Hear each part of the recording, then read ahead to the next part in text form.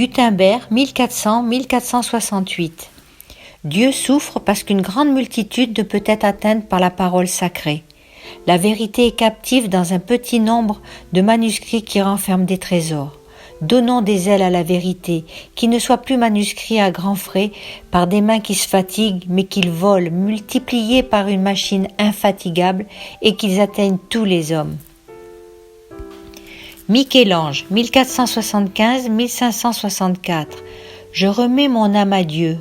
Je meurs dans la foi au Seigneur Jésus, qui est mort pour mes péchés.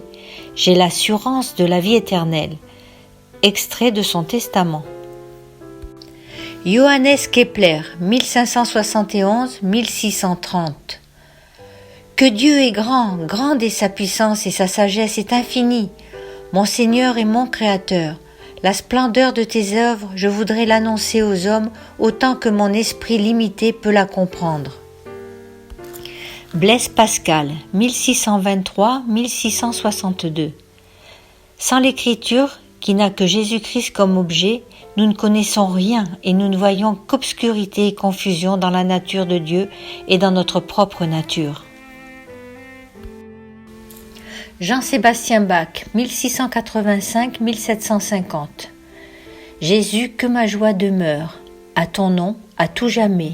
Il guérit toutes les blessures et ma force vient de sa grandeur. Dans l'espoir puis la lumière, il éclaire mon cœur et mon âme, jour et nuit, il m'accompagne. Doux Jésus, ô doux Seigneur. Cantate 147. Benjamin Franklin, 1706-1790. J'ai une longue vie derrière moi, dit-il, et plus je vis, plus je suis convaincu de cette vérité, que Dieu dirige tout dans le monde. Si un passereau ne peut tomber en terre sans qu'il le veuille, un État pourrait-il être édifié sans son aide? Le Saint-Livre nous donne l'assurance que, si l'Éternel ne bâtit la maison, ceux qui la bâtissent y travaillent en vain. Georg Friedrich Händel, 1685-1759. Dieu m'a rendu visite, j'ai été moi-même très malade et maintenant je suis guéri. J'ai été prisonnier et j'ai été délivré. Carl von Linné, 1707-1778. J'ai vu passer dans la création, tout près, le Dieu éternel, infini, et je suis tombé à genoux en adoration. Jean-Jacques Rousseau, 1712-1778. Combien misérables et méprisables sont les paroles de nos philosophes, avec toutes leurs contradictions, comparées aux saintes Écritures. Emmanuel Kant, 1724-1804. La Bible mise à la portée de tous est le plus grand bienfait qu'ait pu connaître la race humaine. Toute atteinte contre elle est un crime contre l'humanité. George Washington, 1732-1799.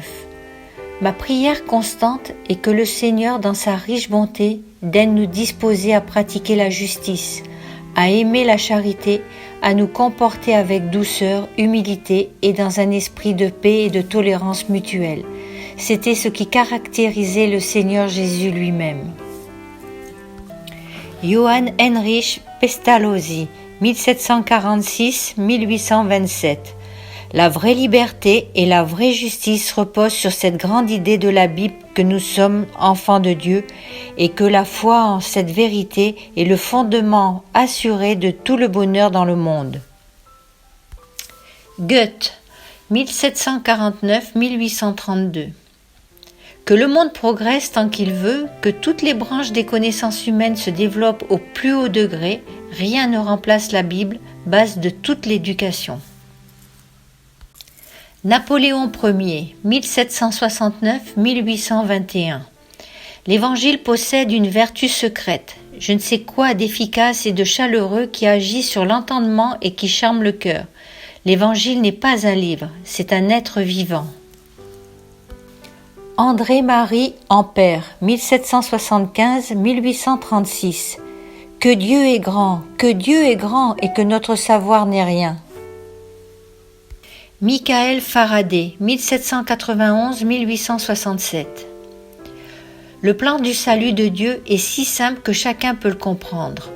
L'amour que nous avons pour le Seigneur provient de celui qui l'a montré envers nous en portant nos péchés en son corps sur la croix. Henrik N. 1797-1856. Tout est dans ce livre. C'est le livre des livres, la Bible. Honoré de Balzac. 1799-1850. Le malheur fait dans certaines âmes un vaste désert où retentit la voix de Dieu. Victor Hugo, 1802-1885. Il y a un livre qui contient toute la sagesse humaine, éclairée par toute la sagesse divine. Un livre que la vénération du peuple appelle le livre, c'est la Bible. Abraham Lincoln, 1809-1865. Sans la Bible, nous ne pourrions savoir ce qui est juste ou ce qui ne l'est pas. Toutes choses les plus désirables pour le bonheur de l'homme, ici-bas et au-delà, y sont dépeintes. Charles Darwin, 1809-1882. Jamais je n'ai nié l'existence de Dieu. Je crois la théorie de l'évolution, parfaitement conciliable avec la foi en Dieu. Il est impossible de concevoir et de prouver que le splendide et infiniment merveilleux univers, de même que l'homme, soit le résultat du hasard. Et cette impossibilité me semble la meilleure preuve de l'existence de Dieu. Fyodor Dostoïevski, 1821-1881. Pour moi, tout est clair. Personne n'est plus beau, plus profond, plus compréhensif, plus parfait que le Christ. Il ne peut pas exister quelqu'un de meilleur. Ne vous séparez jamais de ce livre et surtout ne doutez jamais de l'amour et du pardon de Jésus. Jean-Henri Fabre, 1823-1915. Non seulement je crois en Dieu, mais je le vois. Sans lui, je ne comprends rien. Sans lui, tout est noir. Je considère l'athéisme comme une lubie. C'est la maladie du temps présent, lubie aux conséquences tragiques. On m'arracherait plutôt la peau que la croyance au Créateur. Henri Dunant, 1828-1910. Nous voulons, avec le secours de Dieu, proclamer toujours plus haut et plus ferme les grandes vérités évangéliques, à savoir la divine autorité de toute la parole de Dieu. Albert de Lapparent, 1839-1908.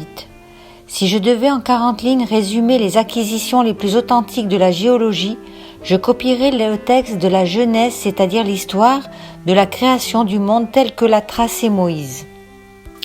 Friedrich Nietzsche, 1844-1900. Dans l'Ancien Testament juif, le livre de la justice divine, on trouve des hommes, des choses et des paroles d'un si grand style que les textes sacrés des Grecs et des Hindous n'ont rien à mettre en regard. On est saisi de crainte et de respect en présence de ces vestiges prodigieux de ce que l'homme était jadis. Par-delà le bien et le mal dans le phénomène religieux. Thomas Edison, 1847-1931. J'admire tous les ingénieurs, mais surtout le plus grand d'entre eux, Dieu. Pierre Loti, 1850-1923. Le Christ disait des choses merveilleuses. Il parlait de pardon, de miséricorde, d'amour. Les érudits qui, de nos jours, ont essayé d'expliquer humainement sa mission, n'y sont pas parvenus.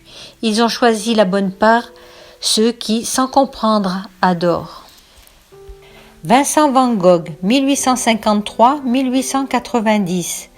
Dieu ne demande rien d'autre à l'homme que de vivre, à l'imitation du Christ, humblement, sans convoiter rien de sublime et sans rechigner à la modestie de son existence, apprenant à être toujours, par la vertu de l'Évangile, double et humble de cœur.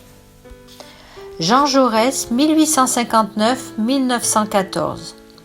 La Bible fait bondir la tête et le cœur des hommes, tressaillir les collines. C'est le livre des sursauts, des images grandioses et tragiques, des grandes revendications sociales, des prophéties annonçant l'égalité fraternelle des hommes, amenant la disparition de la guerre entre les peuples, l'apaisement des nations irritées et de la nature elle-même. Guglielmo Marconi, 1874-1937. Je le déclare avec fierté, je suis croyant. Je crois à la force de la prière, non seulement en tant que chrétien, mais aussi comme scientifique. Winston Churchill, 1874-1965. Que les savants continuent à multiplier leurs découvertes, qu'à force de recherche, ils scrutent jusqu'au moindre des détails les récits qui nous ont été conservés de ces âges obscurs. Tout ce qu'ils réussissent à faire, c'est à rendre plus persuasive l'admirable simplicité et l'exactitude fondamentale des vérités enregistrées dans les livres sacrés, qui ont éclairé jusqu'à aujourd'hui le pèlerinage de l'homme. Albert Einstein, 1879-1955. Je veux savoir comment Dieu a créé ce monde. Je ne suis pas intéressé par tel ou tel phénomène ou tel élément. Je veux connaître ses pensées, le reste sont des détails. Charlie Chaplin, 1889-1977. Si vous voyez la lune, vous verrez la beauté de Dieu. Si vous voyez le soleil, vous verrez la puissance de Dieu. Si vous voyez le miroir, vous verrez la meilleure création de Dieu. Alors, croyez-le, nous sommes tous des touristes. Dieu est notre agent de voyage qui a déjà fixé nos itinéraires, réservations et destinations. Faites-lui confiance et profitez de la vie. Alfred Kattler, 1902-1984. L'idée que le monde, l'univers matériel s'est créé tout seul me paraît absurde. Je ne conçois le monde qu'avec un créateur, donc Dieu. Hans Rohrbach, 1903-1993. La Bible nous donne la connaissance ultime de ce que même le savant ne peut connaître. En Jésus est vraiment cachée toute la plénitude de la sagesse et de la connaissance. Mère Teresa, 1910-1997. Seigneur, je t'aime, j'ai confiance en toi, j'ai foi en toi, j'ai besoin de toi maintenant. De petites phrases comme celle-ci sont des magnifiques prières. Madeleine Cinquin, Sœur Emmanuelle, 1908-2008. Les hommes font la guerre et en même temps ils demandent à Dieu de les protéger. Vous trouvez que c'est logique, normal ? Dieu les a laissés libres, y compris de faire le mal, de s'entretuer. Il n'a pas créé des robots téléguidés, mais des hommes capables du mal comme du bien, libres. Parce que, s'ils n'étaient pas libres, ils ne pourraient pas aimer. La liberté est la condition de l'amour. Et ce que Dieu veut, vous allez dire que je me répète, mais voilà l'essentiel. C'est que nous aimions. Jésus l'a assez dit, aimez-vous les uns les autres. François Mitterrand, 1916-1996. Un des plus beaux textes que je connaisse est celui du Sermon sur la montagne. Songez que le Christ a prononcé ces paroles il y a 2000 ans environ et qu'au fond rien n'a changé. Le Christ était lui aussi considéré par les instances politiques comme un agitateur. Il en est mort. On croyait qu'il avait perdu. Finalement, il a gagné. Martin Luther King, 1929-1968. Je fais un rêve qu'un jour chaque vallée s'élèvera et chaque colline et montagne seront aplanies. Les endroits rugueux seront lissés et les endroits tortueux redressés et la gloire du Seigneur sera révélée et tous les êtres faits de chair la verront ensemble. James Irwin, 1930-1991. Le plus important, ce n'est pas que l'homme ait marché sur la lune, mais que Dieu ait marché sur la terre en la personne de Jésus-Christ. Charles Dunkey. Marcher sur la lune fut pour moi une expérience extraordinaire, mais marcher avec Jésus-Christ, Fils de Dieu, voilà qui remplit vraiment ma vie, maintenant et pour l'éternité. Les astronautes d'Apollo 8, 1968. Quand ils ont vu le lever de terre, après être passés devant la face cachée de la lune, ils répétaient l'un après l'autre : « Au commencement, Dieu créa les cieux et la terre. » Michel Delpech, 1946-2016. J'ai mes rendez-vous avec Jésus, délicieux, réguliers. Il ne se passe pas une journée sans que je pense à lui ou l'invoque, sans que je lui parle. Ce lien n'est pas seulement naturel, il est vital. Nana Mouskouri. Quand j'ai envie de trouver des pensées de paix et d'amour, j'ouvre la Bible. Marie-Jo Fernandez. Maintenant, quoi que je fasse, je vise à mettre Jésus au centre de ma vie tout le temps. Mary Spears. La foi est la chose la plus importante de ma vie. Depuis que j'ai connu le Seigneur en 2000, ma vie a complètement changé et seulement en bien. J'ai trouvé une paix et une joie intérieure qui ne me quittent jamais. C'est quelque chose que je cherchais depuis toujours. Maintenant, ma vie est entièrement consacrée au Seigneur. Tout ce que je fais, c'est pour lui. Fernando Santos. En 1994, j'ai rencontré Jésus-Christ et cela a été le plus gros bonheur de ma vie. Ce jour-là, j'ai pris conscience que Jésus-Christ est vivant. Michael Chang. J'ai fait confiance à Christ et je veux le suivre pour toute ma vie. Je suis devenu chrétien à l'âge de 15 ans. Je faisais beaucoup de recherches spirituelles.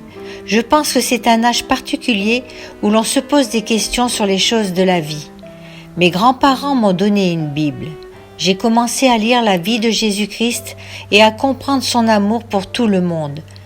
Je l'ai donc accepté comme mon Sauveur et Seigneur. Edmilson de Moraes. Je suis reconnaissant au Seigneur parce qu'il m'a libéré de l'emprise du péché et je suis devenu son enfant, ce qui est mon plus grand titre. De la même façon qu'il a agi dans ma vie, il peut agir dans la tienne et te placer là où il veut. Ari Vatanen. L'essentiel, c'est ce qui s'est passé il y a 2000 ans à Golgotha. Il faut s'accrocher à la mort et à la résurrection de Jésus. C'est valable quel que soit notre arrière-plan et notre expérience. La chose la plus incroyable dans le christianisme est que Dieu nous accepte tels que nous sommes. Nous pouvons nous tourner vers Dieu et lui dire « Seigneur, pardonne-moi, prends-moi tel que je suis » et il le fait, quoi que nous ayons pu faire auparavant. Giorgino. La chose la plus importante de ma vie n'a à première vue rien à voir avec le football. Ma vie est entièrement basée sur la foi vivante en Jésus-Christ. Edinson Cavani. Pour moi, Dieu est ce qu'il y a de plus grand. Ma vie lui est consacrée. Sur mon maillot, on a pu souvent lire « J'appartiens à Jésus » ou « Jésus t'aime ». Kim Funk. J'ai souhaité la mort plusieurs fois. Lorsque j'ai vraiment accepté Jésus, c'est un changement considérable qui s'est passé en moi. J'ai trouvé la paix. Thierry Bizot. Thierry Bizot a retrouvé une vraie dynamique qui a transformé son regard sur les gens, les événements et son métier. Jésus est venu le chercher et il l'a suivi sans hésiter. Frédéric Lenoir. Un jour, je suis tombée sur l'évangile de Jean. Les paroles de Jésus m'ont percuté. Mais plus encore, Jésus m'a touché au cœur.